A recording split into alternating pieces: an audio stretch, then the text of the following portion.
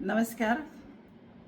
कोकणातल्या माणसांची रीतच न्यारी आहे आणि म्हणूनच ही माणसं जगात भारी आहेत. आता कसं बघा, भारतात होळी हा सण होळी किंवा होली म्हणून कोकण सोडून बाकी सर्व ठिकाणी साजरा केला जातो. पण कोकणात मात्र याला शिमग्याचा उत्सव असं म्हणतात. त्याचप्रमाणे इतर ठिकाणी हा उत्सव 2 दिवसाचा असतो. पहिल्या दिवशी होळी पेटवतात, दुसऱ्या दिवशी रंगपंचमी असते.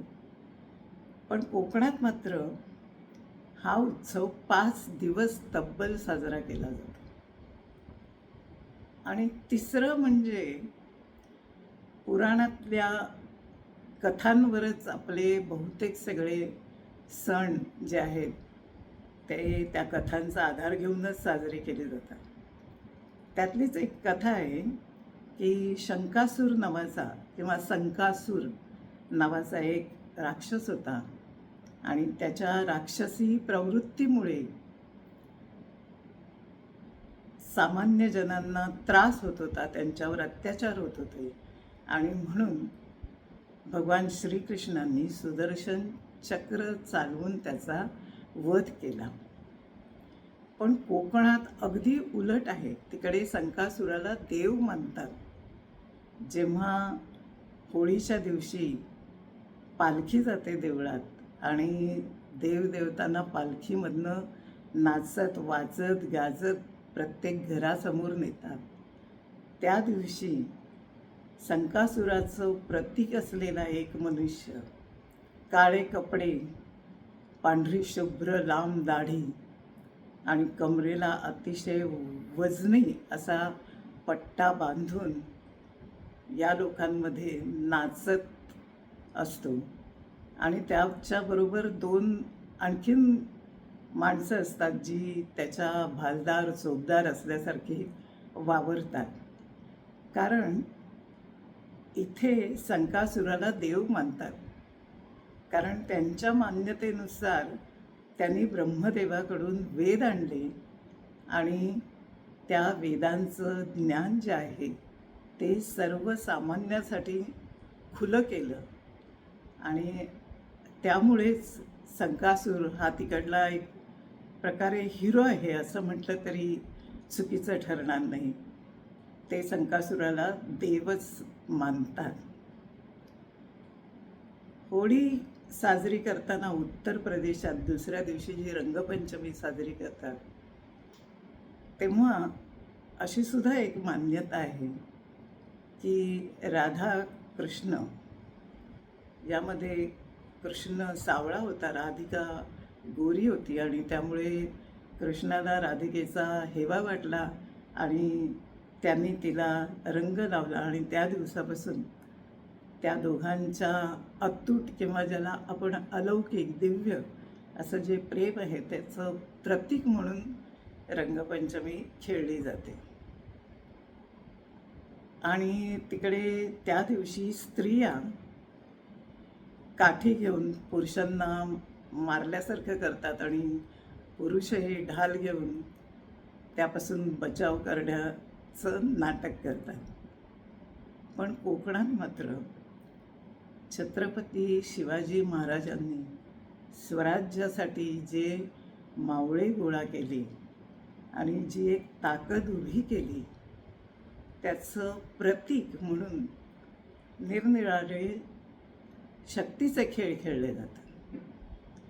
म्हणजे जास्तीत जास्त वजनी दगड उचलायचा किंवा काठी फिरवत फिरवत अचूकपणे नारळ फोडायचा. काही लोक तर डोळ्याला पट्टी बांधून सुद्धा असा नारळ फोडू शकतात. आणि त्या खेळामध्ये स्त्रियाही सहभागी असतात. आता एक गमतीचा भाग म्हणून निरनिराळी सोंगं वठवली जातात. निरनिराळ्या प्रकारचे चेहरे म्हणजे मास्क आपण ज्याला म्हणतो ते चेहऱ्यात लावले जातात आणि निरनिराळी सोंगं आणली जातात. त्यातलंच एक सोंग म्हणजे बाहुला बाहुलींचं लग्न.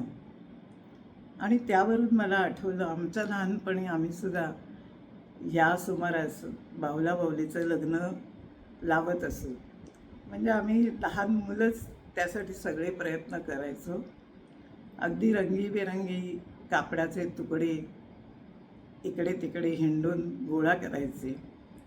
त्याच्यानंतर आई आमची गणपतीमध्ये सुवासिक फुलांची कंठी घरी बनवायची आणि मग त्याला कलाबूत किंवा जरीची एखादी किनार असं सुद्धा लावायची.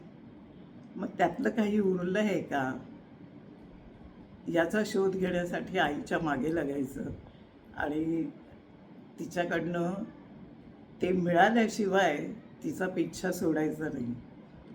आणि काकू आमचे शिवण शिवायचे, त्यामुळे मग ते सगळे रंगीबेरंगी तुकडे घेऊन तिच्याकडनं नवरा नवरीचे कपडे शिवून घ्यायचे. त्यानंतर अंतरपाट जो सगळ्यात महत्त्वाचा तोही शिवला जायचा. आणि मग मुंडावळ्यांची तयारी व्हायची.